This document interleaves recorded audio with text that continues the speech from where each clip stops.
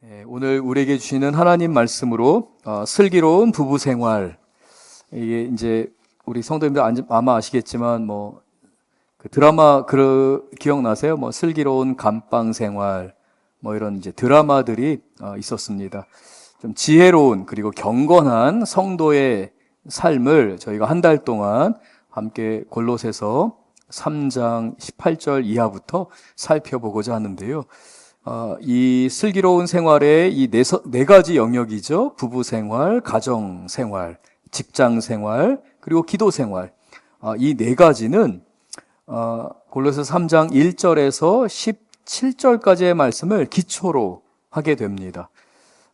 골로새서는 우리로 하여금 위의 것을 바라봐라, 하나님을 바라봐야 한다, 그러는 가운데에 너희들의 삶의 그 육체의 옷, 분노, 억울함, 다툼, 갈등, 이러한 모든 육체의 옷을 벗어버려라. 이건 너희에게 어울리는 것이 아니다. 너희는 새로운 피조물이 되었으니 이 육체의 옷을 벗고 의의 옷을 입어라. 예수님의 옷을 입어라.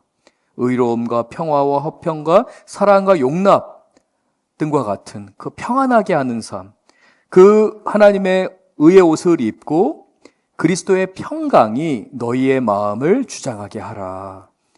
너희는 천국에 속한 사람들이다. 위의 것을 바라보면서 그리스도의 평강이 너희를 주관하게 하는 가운데에 이제 너희는 아내는 남편에게 복종하고 남편은 아내를 사랑하라 라는 말씀입니다. 그래서 이 슬기로운 부부 생활의 기초는 우리가 날마다 그리스도와 함께 십자가에 죽는 삶입니다.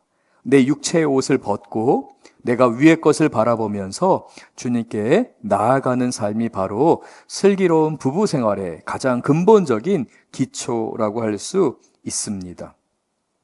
제가 이 미국에서 이제 이민 생활을 할 때에 이민교회를 섬기고 있을 때에 유튜브로 이제 한국 TV를 못 보니까요. 유튜브로 가끔 이제 한국 소식을 접하기도 하는데요. 이 알고리즘 때문에 제가 보는 유튜브에 한국의 예능 프로 하나가 뜨게 됐습니다. 우리 성도님들 돌싱 포맨이라는 예능 프로를 아시는지 모르겠어요. 이 돌싱이라는 말은 이제 이혼한 4명의 남자들이 이제 하는 예능 프로였는데요. 제가 준비한 사진이 있습니다. 영상보다는 사진을 좀 보여드리고 싶은데요. 이 돌싱 포맨이라는 이 예능 프로에 제가 봤던 그 비디오 클립, 유튜브 클립에 게스트가 이 차태현 그리고 김종국 이런 이제 연예인들이 이제 게스트로 출연했던 그런 장면이었습니다.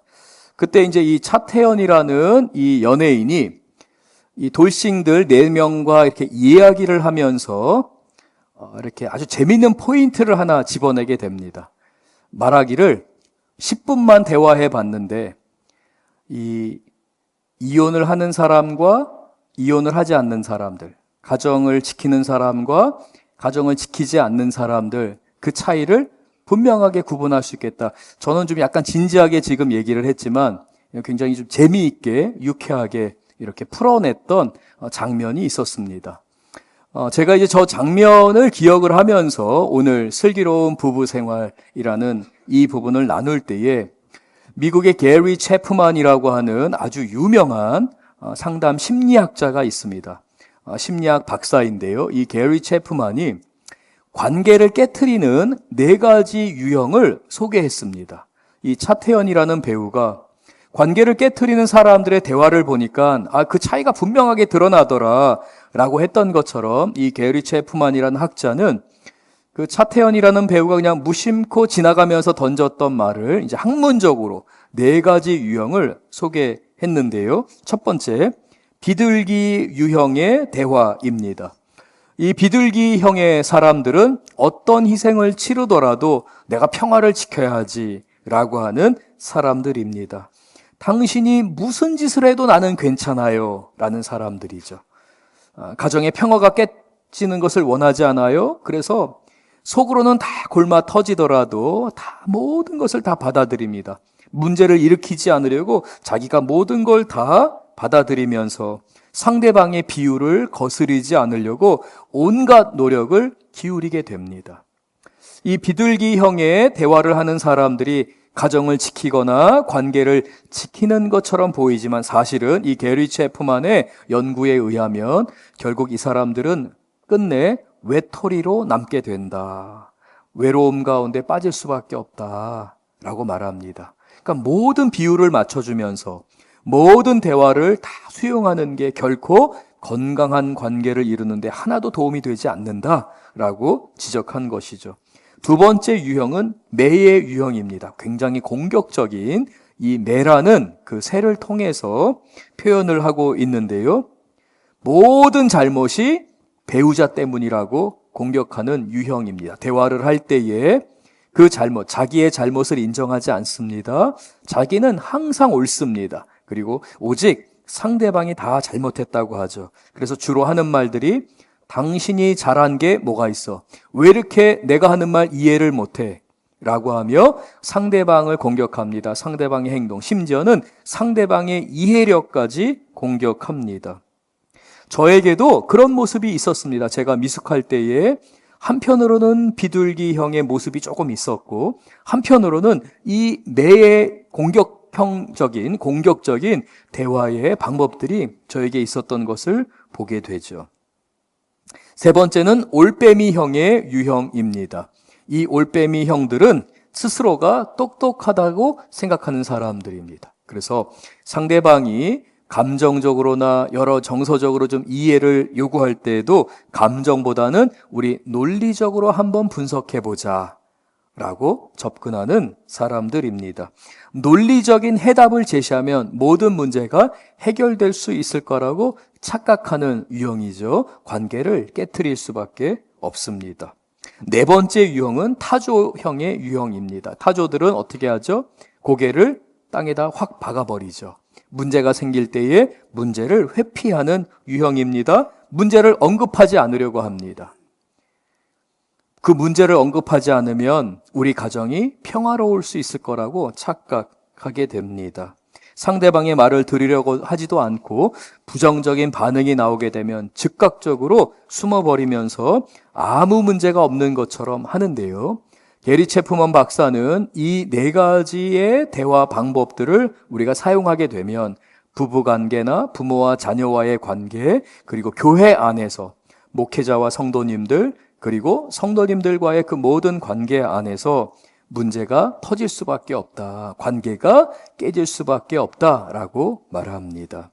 흔히들 부부는 신비로운 관계라고 이야기합니다. 아니, 어떻게 저런데도 살지? 라고 하는 경우도 있고요. 야, 어떻게 저런 모습을 그대로 견딜 수 있는 거지? 라고 하며 사람들로 하여금 야, 너무 참 신비하다라고 이야기합니다. 흔히들 그래서 부부싸움을 칼로 물베기라고 하기도 하죠. 하지만 그러한 부부간의 갈등 가운데서 반드시 그러한 칼과 칼이 부딪힐 때는 파편이 생길 수밖에 없습니다. 그 파편이 때로는 상대방에게 또는 나 자신에게 마음에 박힐 때도 있고요. 가장 불행하고 가장 치명적인 것은 부부간의 그러한 갈등과 그러한 관계가 깨어짐을 통해서 그 파편이 아이들에게까지 미칠 수 있다는 것입니다. 이와 같이 신비로운 부부간의 관계이지만 어느 누구도 해결할 수 없는 것 역시도 부부간의 문제들, 부부간의 갈등이라고 할 수 있습니다. 그러나 성경은 우리에게 그 모든 문제를 해결하시는 분은 예수 그리스도이시다라고 말씀합니다. 주님을 주인으로 고백할 때에 주님이 나의 주인이시며 구원자이시며 이 문제를 해결하실 수 있는 분이다 라고 고백할 때에 하나님의 회복의 역사, 문제를 해결하시는 역사가 우리의 가정 안에 이루어지게 됩니다. 그러므로 하나님의 말씀이 우리의 가정을 지키게 하시고 회복하게 하시는데 사용되는 영적인 원리가 있고요. 그 영적인 원리가 오늘 본문 가운데에 우리에게 선포되고 있습니다. 그래서 본문을 통해서 예수님께서 우리로 하여금 건강한 그리스도인, 건강한 부부관계, 그리고 슬기로운 부부 생활을 이루게 하시는 그 주님의 영적인 진리를 살펴보고자 합니다. 이러기 위해서 우리가 깨달아야 할 것이 있는데요. 바로 부부 관계는 1대1의 관계가 아니라 언제나 그리스도인의 관계는 부부 관계뿐만 아니라 부모와 자녀, 성도들과 성도들의 관계, 목회자들과 성도님들의 그 모든 관계, 그리스도인의 관계는 삼각형의 관계라는 것을 꼭 기억하셔야 합니다. 그래서 부부 관계는 1대1의 관계가 아니라 그 꼭지점에 언제나 하나님이 계십니다. 이 하나님으로부터 각자가 멀어지게 될 때에 마치 삼각형과 같아서 하나님으로부터 멀어지면 멀어질수록 부부간의 관계도 멀어질 수밖에 없습니다. 이게 그리스도인의 삶의 원리입니다. 이건 하나님께서 정하신 영적인 원리예요. 그래서 언제나 골로새서 3장 1절에서 말씀하는 것처럼 너희가 위의 것을 찾으라, 하나님을 바라보라 라고 할 때에 그 부부들이 하나님을 바라봄으로 인해서 하나님과 관계가 가까워지면 가까워질수록 그 관계가 영적으로 가까워질 수밖에 없습니다. 그러므로 오늘 본문을 통해서 우리는 슬기로운 부부 생활이라고 하는 것은 결국은 예수님 중심의 삶, 예수님이 나의 주인이 되신다는 것을 고백하는 삶임을 기억하면서 함께 말씀을 살펴보겠습니다. 오늘 본문은 18절이 아내들에게 하는 말씀이고요, 19절이 남편들에게 하는 말씀입니다. 저는 이 순서를 조금 바꿔서 먼저 19절 말씀, 남편들에게 하시는 하나님의 말씀을 먼저 봉독하겠습니다. 19절 같이 한번 읽을까요? 남편들아, 아내를 사랑하며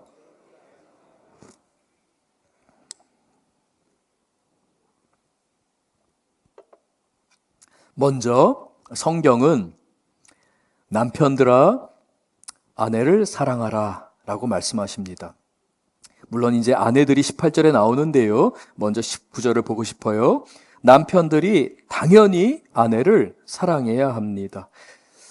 우리 한국의 문화, 우리 한국의 상황들을 보면은요, 여성들은 정말 위대한 것 같아요. 출산을 하고요, 양육을 합니다.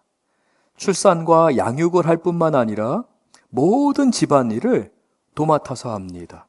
저희 부모님들이, 저희 어머니들이 그렇게 살아왔죠.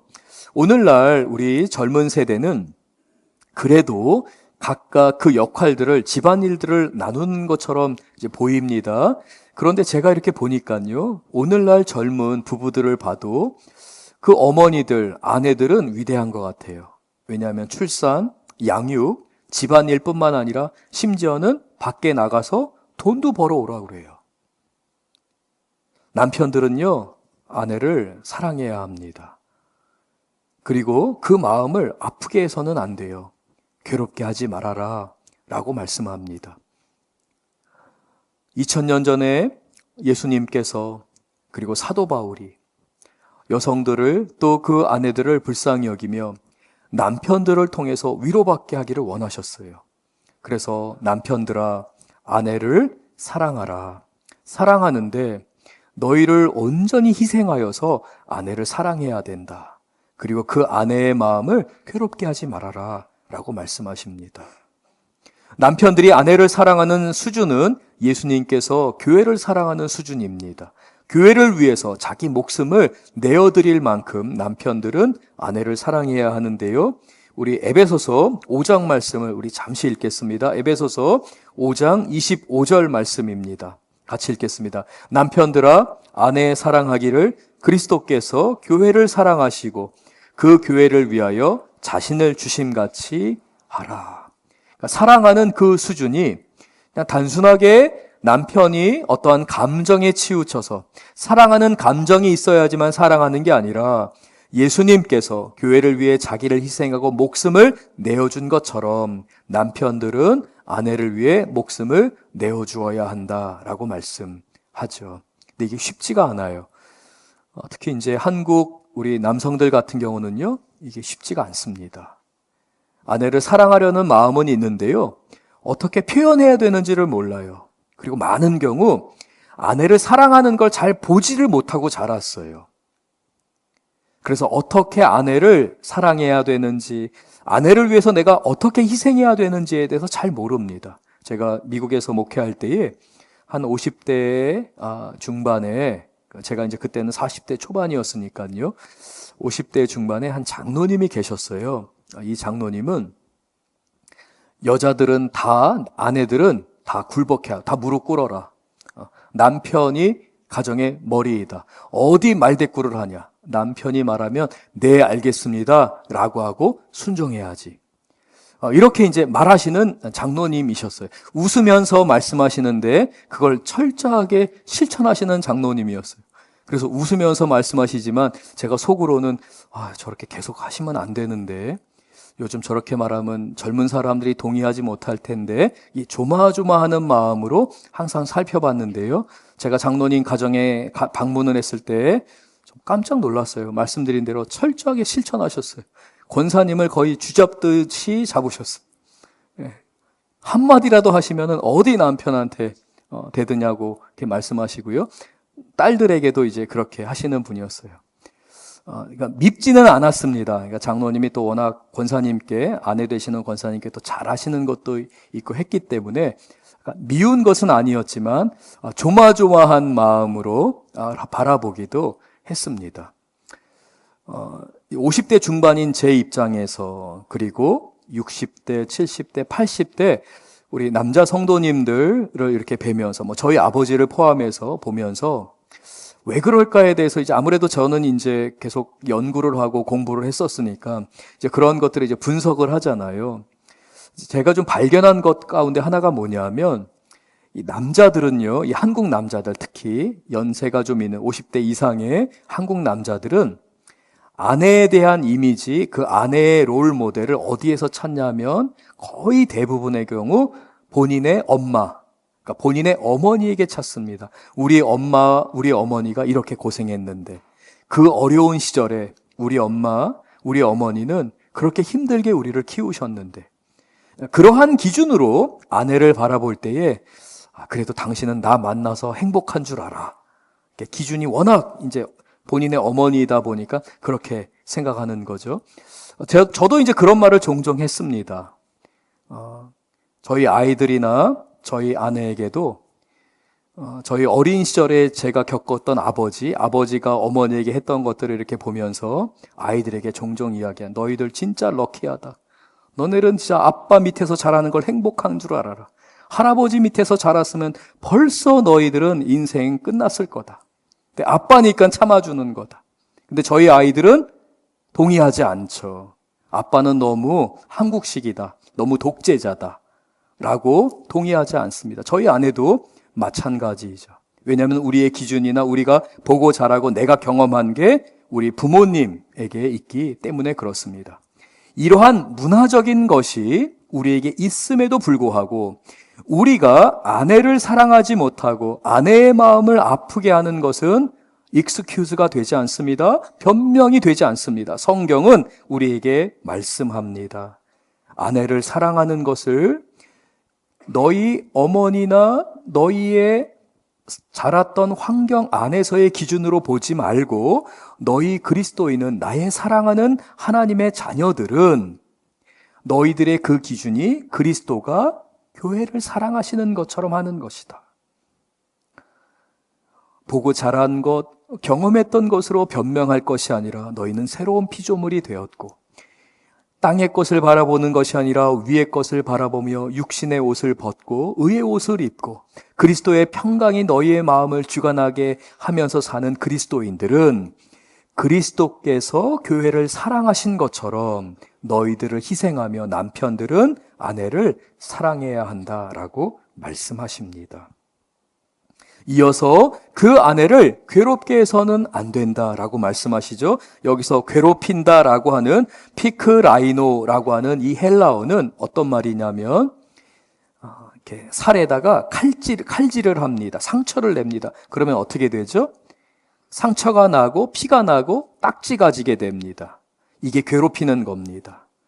여기 사용된 이 피크라이노라는 이 헬라어는 괴롭히다 또는 그 마음에 상처를 주다, 딱정이가 지게 하다, 생채기가 남아서 고통 가운데, 아픔 가운데 살게 한다라는 의미를 담고 있습니다. 아내의 가슴에 못을 박지 말아라. 아내의 가슴에 쓴뿌리가 남지 않도록 늘 그 아내의 마음을 살펴보아라 라는 말입니다. 다시 한번 해석을 하자면, 남편들아, 아내를 너 자신을 희생하면서 사랑하고 그 아내의 마음을 늘 살피면서 그 마음에 상처가 있지 않은지를 늘 주목해 보아라 라는 말씀입니다. 우선순위를 어디에 두라는 것입니까? 아내의 마음에 두라는 것입니다. 아내의 상황이 지금 어떤지를 늘 살피라고 말하는 것입니다. 이것이 슬기롭고 경건한 남편의 모습이다라고 말씀합니다.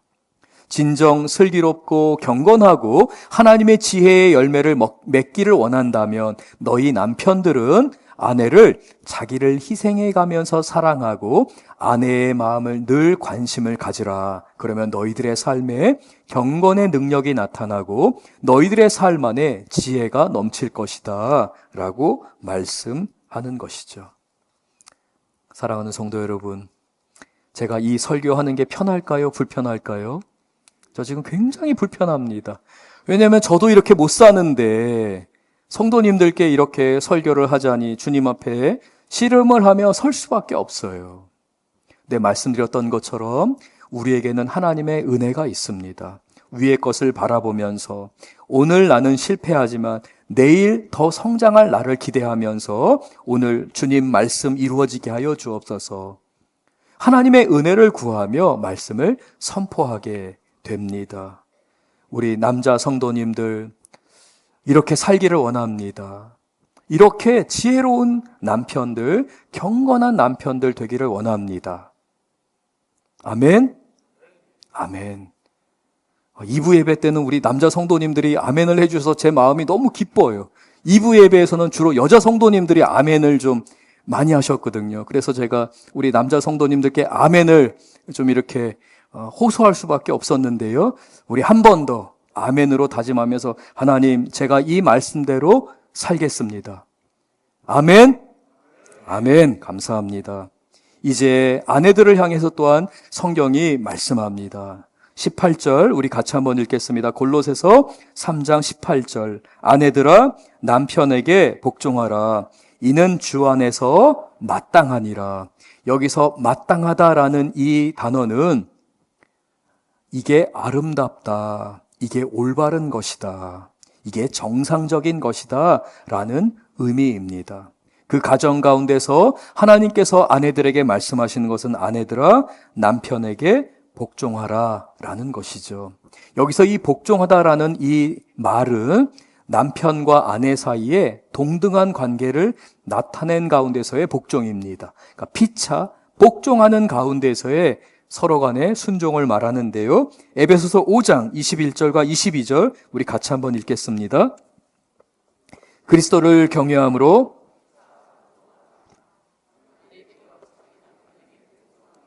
죽게 하듯 하라. 그래서 그리스도를 경외함으로 서로 간에 피차 복종하는데 특별히 아내들이요, 자기 남편에게 복종하는 것을 누구에게 하는 것처럼 하라고 하냐면 예수님에게, 주님께 하는 것처럼 남편에게 복종하라 라고 말씀합니다. 말씀드린 것처럼 이 말씀은 동등한 복종입니다. 동등한 순종입니다. 그래서 여기서의 순종은 자발적으로 하는 순종을 말합니다. 우리가 다음 주와 그 다음 주에 살펴보게 되는 슬기로운 가정생활, 슬기로운 직장생활은 상하 관계입니다.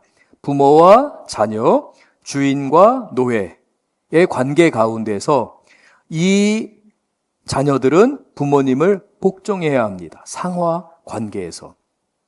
그러나 오늘 본문에 있는 휘포타소라고 하는 이 헬라어는 아내들이 자발적으로 동등한 관계에서 남편의 말에 순응하는 것, 남편의 말을 따르는 것을 의미합니다. 그러면 성경은 왜 아내들에게 특별히 동등한 관계임에도 불구하고 남편에게 복종하라라고 말할까요? 그 이유는 남편, 즉 남자를 통해, 아버지를 통해 하나님께서는 영적인 제사장으로 세우시고 아내를 축복하기를 원하셨고 자녀들을 축복하기를 원하셨기 때문에 그렇습니다. 하나님께서는 남편의 아내를 축복할 때, 아버지가 아이들을 축복할 때 기뻐하십니다. 기름 부으심이 넘치게 하십니다. 남편의 중요한 역할입니다. 남편들은 그래서 마땅히 경건에 이르기를 힘써야 합니다. 지혜로워야 합니다. 그래서 필요한 게 아내를 사랑하고 아내의 마음을 아프지 않게 하는 것에 관심을 갖고 아내의 마음을 살피는 것이죠. 그러할 때에 남편이 축복하고 기름 부으심을 위해 기도할 때에 하나님은 그 축복의 기도 가운데 응답하시겠다 약속하셨고요. 그 영적인 제사장으로 남편이 세워지기 위해서는 아내는 권위를 인정해 주어야 합니다.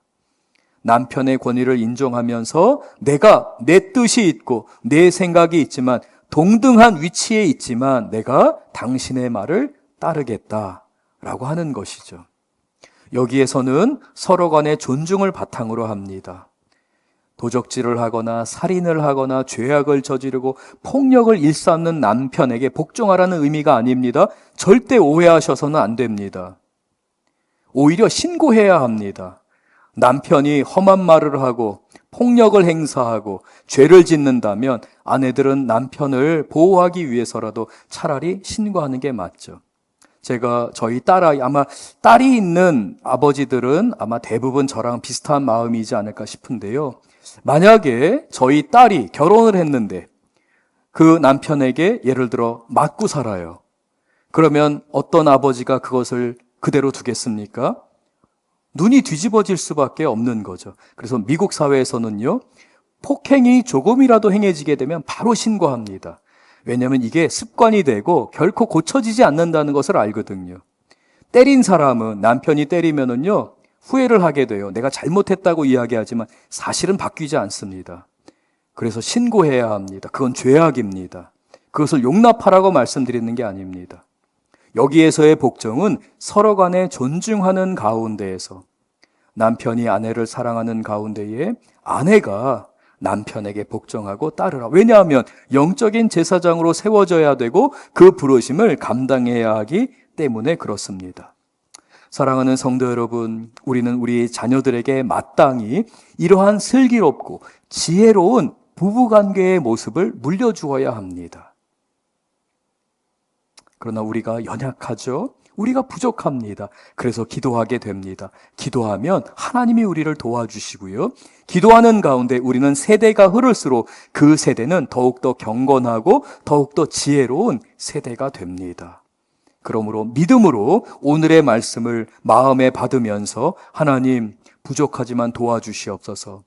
남편 된 모습, 아내 된 모습이 우리 안에 회복되게 하여 주옵소서. 간구하며 기도하시는 가운데 하나님께서 우리 성도님들의 삶에 응답하시고 그 가정을 붙드시고 회복하시며 아름다운 그 후손들을 하나님께서 계속해서 이끌어 가실 줄로 믿습니다.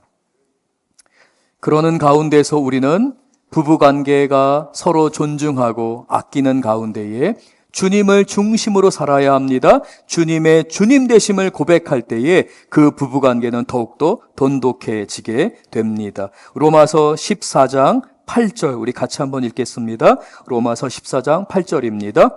우리가 살아도 주를 위하여 살고 죽어도 주를 위하여 죽나니 그러므로 사나 죽으나 우리가 주의 것이로다. 남편도 주님의 것입니다. 아내도 주님의 것입니다. 우리의 소유물이 아닙니다. 제가 미숙할 때는요, 신혼 초기에 제가 아내를 통제하려고 했어요. 그게 제가 아내를 사랑하는 방법이라고 여겼어요. 그래서 제 뜻대로 되지 않으면 아내에게 함부로 대할 때도 있었고요. 아내에게 화를 낼 때도 있었습니다. 제 소유라고 생각했기 때문이죠. 그러나 그것은 제가 주님을 위해 산 게 아니라 내 자신이 주인이 되려고 하고 내가 통제하려고 했던 것이죠. 그러면 서로가 상처가 남을 수밖에 없습니다. 그건 슬기로운, 지혜로운 부부 생활이 될 수 없습니다. 슬기롭고 지혜로운 부부 생활이라고 하는 것은 살아도 주를 위하여 살겠습니다. 죽어도 주를 위하여 죽겠습니다. 왜냐하면 우리 모두가 다 주님의 것이기 때문입니다. 라고 고백하는 거죠. 그래서 부부가 하나님을 바라볼 때에 가까워지게 되는 것이죠. 그래서 중요한 바라봄의 원칙이 여기에서 작동합니다. 첫 번째, 부부는 함께 하나님을 바라보아야 합니다. 우리 귀한 석천제일교회 성도님들, 서로가 바라보는 우리 귀한 성도님들 되실 줄 믿습니다. 제가 준비한 파워포인트가 있는데요. 함께 좀 보여주시면 감사드리겠습니다. 함께 하나님을 바라봄. 이거 굉장히 중요한 바라봄의 원칙입니다. 하나님은 언제나 바라봄의 원칙을 통해 역사하십니다. 아브라함을 축복하실 때에도 동서남북을 바라보라고 하셨습니다. 우리가 우리 자녀들을 축복할 때에도 그 자녀들이 누구를 바라보느냐에 따라서 그 자녀들의 삶의 크기가 결정이 됩니다. 우리 자녀들은 주님을 바라보아야 합니다. 그러나 대부분 부모의 연약한 모습을 보면서 자라게 되죠. 그래서 우리가 기도해야 합니다. 그러면 하나님께서 그 아이들에게 바라볼 수 있는 성경의 인물, 내가 바라볼 수 있는 사람들을 보면서, 그를 보면서, 그 사람을 보면서 그는 성장하게 됩니다. 사랑하는 성도 여러분, 이 바라봄의 원칙이 우리 성도님들의 삶에 풍성한 열매로 맺게 할 줄 믿습니다. 두 번째, 서로만 바라봐야 합니다. 남편은 아내만을 바라봐야 하고요. 아내는 남편만을 바라봐야 합니다. 다른 남자가, 다른 여자가 눈에 들어와서는 안 됩니다. 사탄은 가장 귀한 이 가정 공동체를 깨트리려고 할 때에 언제나 이 바라봄의 원칙을 깨트립니다. 하나님을 바라봐야 하는데 하나님을 보지 못하게 해요. 남편은 아내만 봐야 되는데 다른 여자도 보면서 아내를 보게 합니다. 아내는 남편만 봐야 되는데 다른 남자도 보면서 남편을 보게 만들죠. 여전히 남편을 보고 있잖아, 여전히 아내를 보고 있잖아 라고 하며 사탄은 우리의 삶을 파괴하려고 유혹합니다.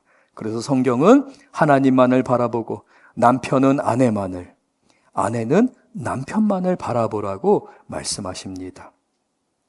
그래서 우리 석천제일교회 가운데에 이러한 바라봄의 원칙을 우리가 실천할 때에 우리 후손들에게, 우리 자녀들에게, 우리 다음 세대에게 귀한 영적인 유산을 물려줄 수 있게 될 줄 믿습니다. 이건 너무나도 큰 축복입니다. 그래서 사탄의 유혹에 빠지지 않는 우리 귀한 성도님들 되실 줄 믿습니다. 세 번째로, 이렇게 아내와 남편이 서로만을 바라보는 가운데 이 두 사람이 하나님을 바라보고 서로를 바라보는 가운데 하나 더 바라봐야 할 것이 있습니다. 그것은 바로 우리의 이웃입니다. 나와 함께하는 사람들, 내가 세상 가운데 빛과 소금의 역할을 감당하는 가운데 있어서 남편과 아내가 함께 볼 수 있는 훈련이 필요합니다. 대화가 필요하다는 것이죠. 공감대를 형성한다는 게 필요한 것입니다. 우리 오늘 본문 말씀을 통해, 이 귀한 말씀을 통해 우리 석천제일교회 성도님들 가운데에, 그 가정 가운데 대화와 배려와 서로 간의 마음을 살피는 일들이 풍성하게 열매 맺을 줄로 믿습니다. 사실 시간이 좀 많이 지났기 때문에 이제 좀 말씀을 정리를 해야 되는데요. 2016년도 다음 소프트에서 인터넷에 있는 5억 3천만 개의 글들을 빅데이터를 쭉 분석을 하면서 아내들이 신뢰하지 못하는 1등부터 3등까지를 찾아냈습니다. 1등이 누구였을까요? 남편이었습니다. 2등이 친구였습니다. 그리고 3등이 직원이었습니다. 그러니까 신뢰가 깨어진 거죠. 여러분, 남편은 가장 가까이 있어야 하는 존재입니다. 친구들도 가장 가까이 있어야 하는 존재들이죠. 그런데 가장 믿지 못할 사람들 순위에 가장 믿어야 되는 사람들이 있었다는 게 굉장히 큰 충격이었습니다. 그만큼 신뢰가 무너진 사회가 됐다는 거죠. 무너진 신뢰를 당연한 것으로 여기기 시작하면 우리는 패배할 수밖에 없습니다. 실패할 수밖에 없습니다.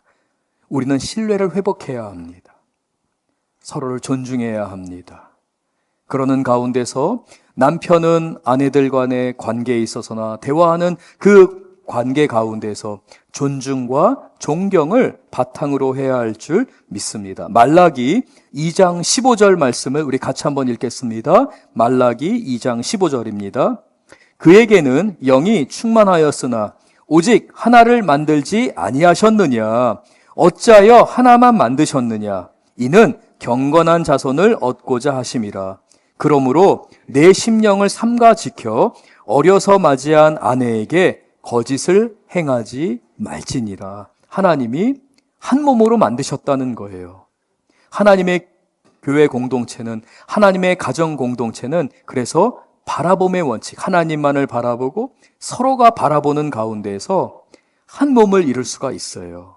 남편은 아내만을, 아내는 남편만을 바라보는 가운데 하나님이 왜 하나만 만드셨느냐? 하나님은 다른 것 외에 다른 것으로 여러 가지로 관계하게 하신 것이 아니라 이렇게 하나로 만드셨다. 교회 공동체도 마찬가지입니다.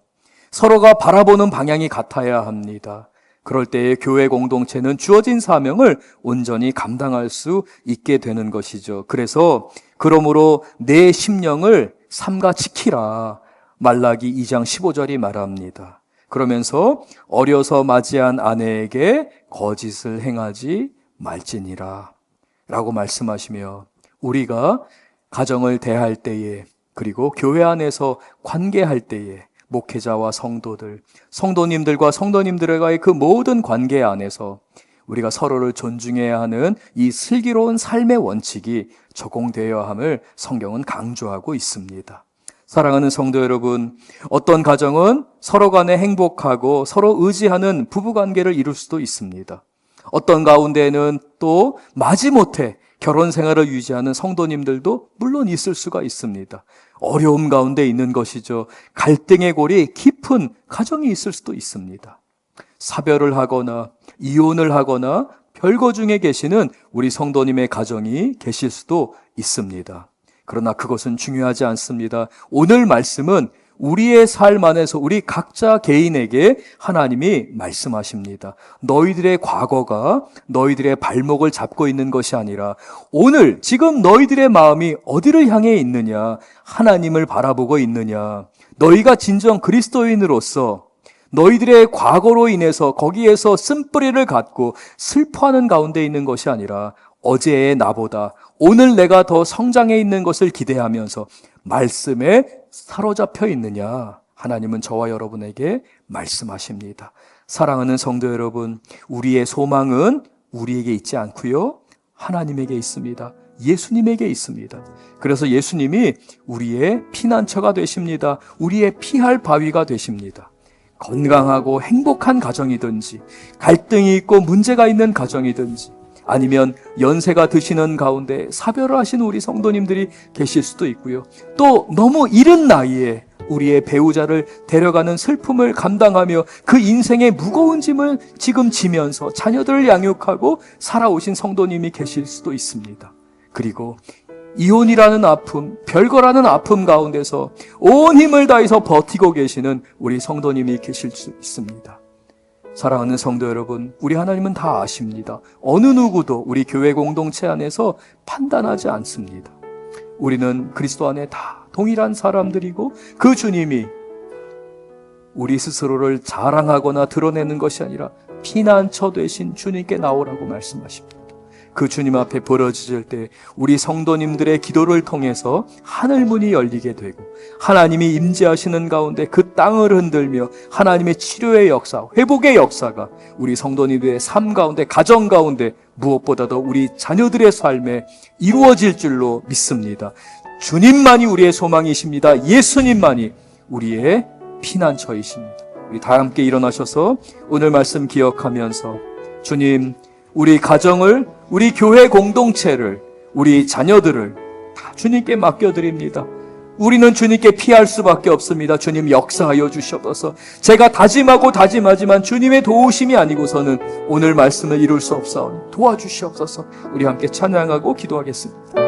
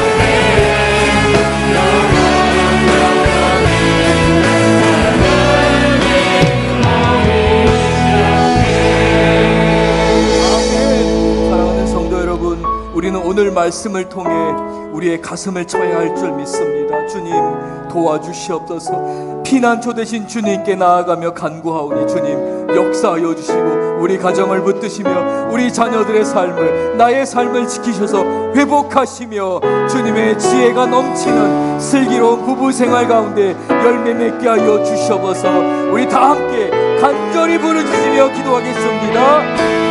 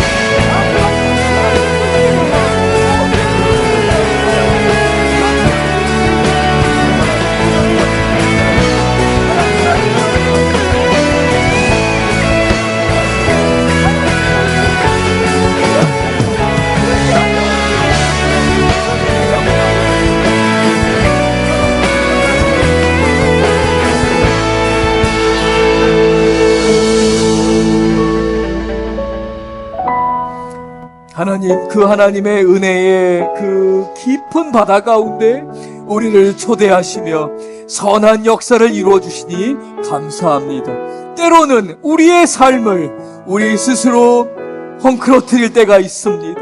망쳐놓을 때가 있습니다. 그러나 하나님께서 그 은혜의 바다 안에서 우리를 회복하시고 우리를 지켜주시니 감사합니다. 주님, 우리 성도님들의 가정을 지키시고 우리 성도님들의 삶을 굳건히 붙들어 주시옵소서. 하나님, 과거로 인해서 우리 성도님들의 삶이 발목이 잡히는 것이 아니라 말씀으로 말미암아서 새로워지며 말씀으로 말미암아서 소망 가운데 하나님의 귀한 역사, 하나님의 놀라운 은혜의 역사가 우리 성도님들의 가정에 이루어지게 하여 주시옵소서. 사랑하는 우리 남편들을 지켜주시고 경건한 남편으로 자라게 하시며 사랑하는 우리 아내들을 지켜주시고 그 아내들의 삶에 위로가 있게 하시고 그 상처를 싸매는 하나님의 놀라운 역사가 이루어지게 하여 주셔서 하나님, 우리 성도님들의 가정이 회복되며 강건하여지며 하나님의 놀라운 지혜가 넘치는 가정으로 이끌어 주실 줄 믿사옵나이다. 놀라운 회복의 역사가 성도님들 한 분 한 분의 삶 안에 모든 것을 살피시며 모든 것을 이해하시고 긍휼히 여기시는 우리 예수님께서 우리 성도님들의 마음을 찾아가 주시고 위로하시며 나와 함께 가자 나의 어여쁜 자야 말씀하시며 우리 성도님들을 일으켜 주실 줄 믿습니다. 하나님, 돌보아 주시옵소서. 은혜가 가득하게 하여 주시고 우리 다음 세대에게 놀라운 영적인 유업을 물려주는 우리 석천제일교회가 되게 하여 주시옵소서. 예수님 이름으로 기도드렸습니다. 아멘.